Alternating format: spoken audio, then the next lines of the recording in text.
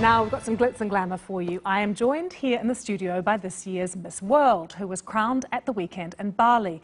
This year's pageant, though, did cause quite a stir in Indonesia because of protests from conservative Muslim groups who complained that the competition was immoral and pornographic. Well, before we speak to Miss World 2013, let's take a look at that winning moment. The winner of Miss World 2013 is...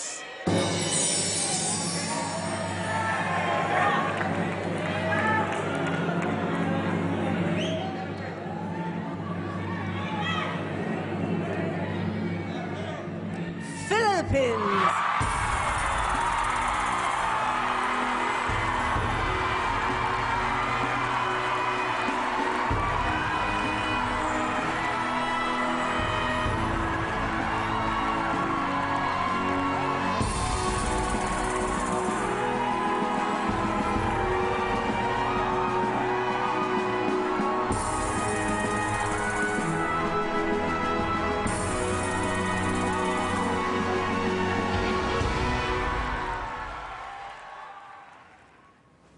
Well, I am joined here in the studio by Miss Philippines, Megan Young, crowned, as you can see, the new Miss World.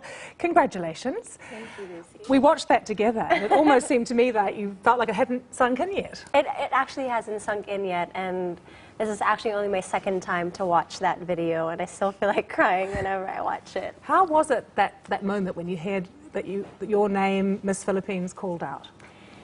It was surreal, actually, because I was already preparing myself that, oh, maybe I won't get it, so I was preparing myself because I just wanted to have that acceptance that if I win it, then it'll be spectacular. If I don't, then it's fine with me. I wanted to be a good sport that night.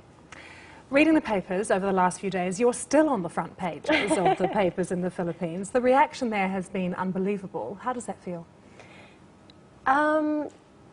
It's heartwarming for me because we've had a lot of issues going on for the past month back home with tragedies that have been happening, and for me to be that spark of hope and inspiration back home, for me to be being able to uplift the spirits of my fellow Filipinos is an honor, actually.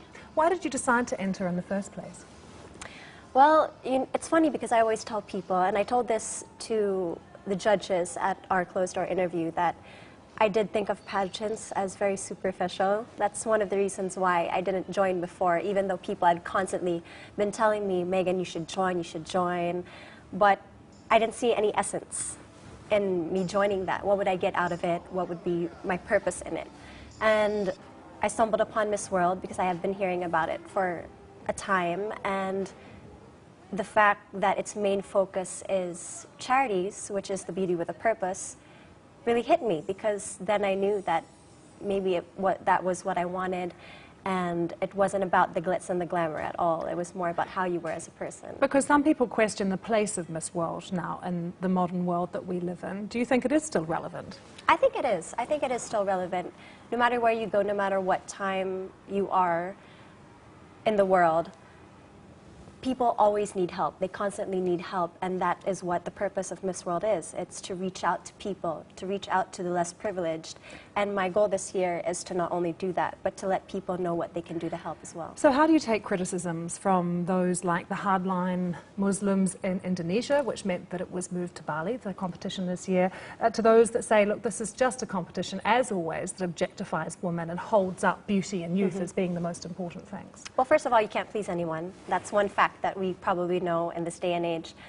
And that's my goal this year. My goal this year is to prove to people what Miss World does, what is its purpose. And that is, like I said earlier, it's about helping other people and reaching out.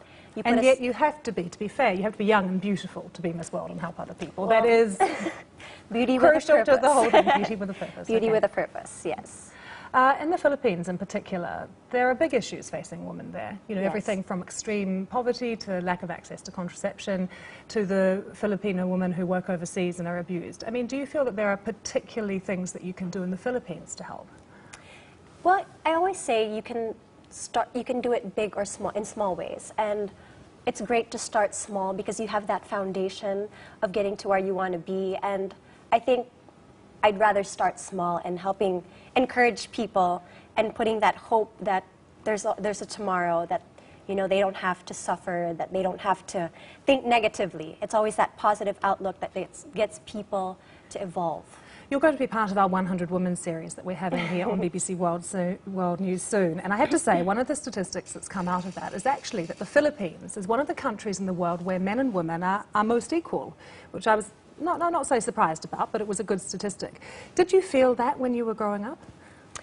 Well, one thing I can assure you is that I did not feel that there was a difference between, that there was a superior between men and women. And I find that really great because, we're actually, they make us grow up in a way that it's based on skill. If you can do something, if you can show people that you're capable of doing something, then you'll succeed in life. It's not about who you are, like if you're a man or woman, or if you have different preferences in life, or if you live a certain way in life. It's about how you can achieve things. I very quickly just want to ask you at the end, we also had on this program Miss Islamia, who was the winner that was crowned, and she said to us that she would be watching the competition as well. Do you have any views on the fact that there was this competition that went on the side of Miss World? Yes, I had heard about that, and I think it's a very respectable competition because they show how they are as an Islamic, in their Islam society, and how they can show their ways. I heard that they read the Quran.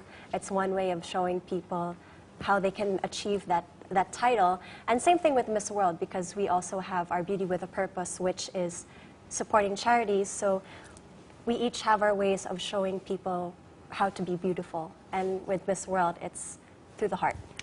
Megan, thank you so much for coming in. We did ask for all of our viewers in the Philippines to send some questions, but all they sent was their congratulations and how incredibly proud of you they are. So thank you very much for joining us here on the Impact Studio.